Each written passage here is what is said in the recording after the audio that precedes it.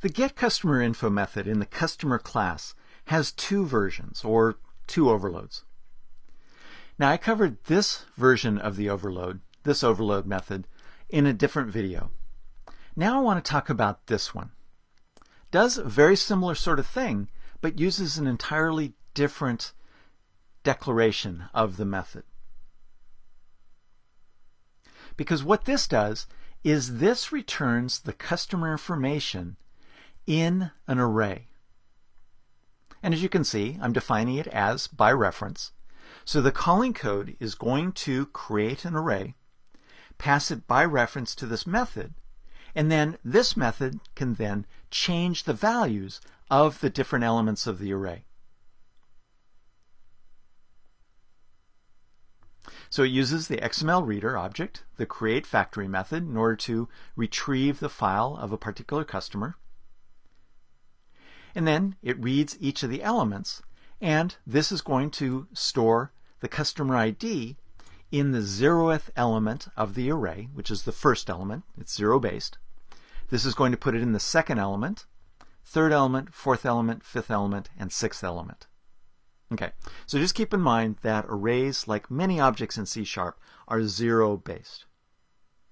So again, this does identical work as what this form of the method did, but this form of the method updates the properties of the current instance of the method. But here I want to return that information as part of a variable by reference. All right, then we can come over here, and here's code that exercises that. So we new up a customer object, and then also new up an array of strings. All the data happens to be string data, so that's one of the reasons why this works. And so, as you can see, I'm newing up a string. There's 1, 2, 3, 4, 5, 6. I'm initializing all of those strings to the empty string. And then I can pass that customer info object by reference to the getCustomerInfo. And as I just showed you, this overloaded form of the method then populates the elements of that array with the data that it reads from that XML file. Now, an important difference here is that some customer is not being populated with that data. So after this code executes, customer, that object in instance in memory, is still going to be an empty object. Okay, so that's one of the differences here. All right, so once it has the information, it displays the same kind of information, but now it's just reading the values from the array. Okay, I'll go ahead and execute this. And this time, I'm going to retrieve a customer as an array, which is M. And there, get the same basic information back. It's just yet another way of retrieving the data from that biggie.xml file. Okay, so that's one way of using an array to pass information back and forth with the method. So again, in this particular example, the calling code passed an array of 6 strings, passed it by reference to the method. And then the method populated the array and read the contents in the calling code. But there may be times when you want to use an array to store information, but don't know how large the array needs to be. So in other words, I need to create a method that takes a parameter that's an array, but I don't know how big it is yet. All right, so to show that off, or show how to do that, I have a recordOrders method here. Okay, so again, I'm back in the definition of the customer class. So this again writes an XML file, but this time it contains the order IDs for each order that's placed by the customer. Now, you generally don't want to call a method like this 10 times if the customer places 10 orders. Instead, you'd like to call it once and pass in the 10 orders.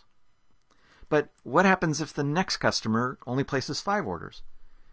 You want the ability to call the method and pass a different number of orders to it.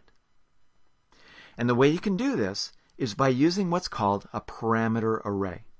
A parameter array is an array passed as a parameter, passed to the method as a parameter, where the size of the array can vary each time you call the method. And it's just amazing how much flexibility this can give you in the design of your methods. Rather than creating several different forms of very similar methods over and over again that handle different numbers of things, you can create a single method that accommodates any number of parameters. It's really pretty amazing. Okay, now, to specify that an array is a parameter array, use the params keyword, as I do right there. So the method takes two parameters. One is the customer ID, that's the unique identifier for that customer, and then that array that is going to contain a set of orders. And it happens to be an array of integers. But it can be an array of built-in types, classes, whatever you want to do with it. Okay, so this is going to create an XML file recording that customer's orders. So it's going to new up an XML writer settings. I want to make the XML code human readable, so I'm going to do indents and have carriage return line feeds. And then use the factory, the create method, in order to create an instance of XML writer to write out that particular file, which is again going to be in the Learn Now folder, but this time it's going to be customer ID _ orders. So this is how you can distinguish it from the customer information. And I pass in those settings that tell it how to format the XML. Okay, now keep in mind that I need to process multiple orders. I don't know if there's going to be 0, I don't know if there's going to be 1 order, I don't know if there's going to be 100 orders in this array. So I write out the start of the document, that puts in the XML header, and I write the start element, which is the root element of the XML, of which you can have only one in well-formed, valid XML. And then I have a for loop here that is going to loop through that array of values. So I'm going to start the counter at 0, which makes sense because arrays are 0-based. And I'm going to go until the counter is less. I'm going to continue looping as long as counter is less than orders.length. The length property of an array returns the number of elements in the array. And each time through the loop, I'm going to increment the counter by 1. Now there are other ways to design the loop, but I went with a for loop for this particular example.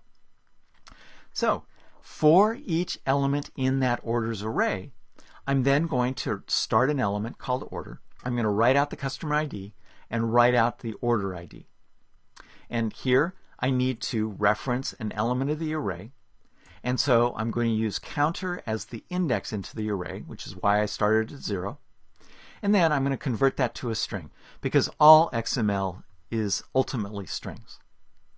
All right, and then in that element, it loops through to the next element in the array, then the next, writing out all these elements, which are children of the orders element. And then when I am finished looping through all of the elements in the array, in other words, counter is equal to length, then I write the end element, write the end document, and close the file. And I've saved the file to disk. Okay, so over here, I have this code that exercises that method. Pass a parameter array. So I'm newing up a customer. I need an instance of the customer object. And here's where I create the array of orders. Very simple array, just 100. I don't really know if these are dollars or units or whatever it might be, but it's recording orders about Biggie, the Biggie customer.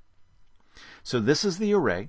It happens to have 4 elements in it, and I call that record orders method and pass in the customer ID. Remember that it had 2 parameters, the customer ID and that array, and pass in the order info, and it goes out and creates that file. And I call it a second time here with just 2 orders to demonstrate that it works with any number of orders. And this time it's saving it to small customer. Okay, doing the same sort of thing, but I'm going to create 2 different XML files with 2 different sets of orders. All right, I'll run the code. Pass a parameter array, which is n, and it created those files. Come back over here to Learn Now, and here you can see Biggie orders and small orders. Biggie orders had 4 orders, remember? So there's the root orders, an order element for each of the orders that contains the customer ID and the order ID, and continues on, and it looped through that for loop 4 times in order to write out this information, and then closed out the elements and closed out the file.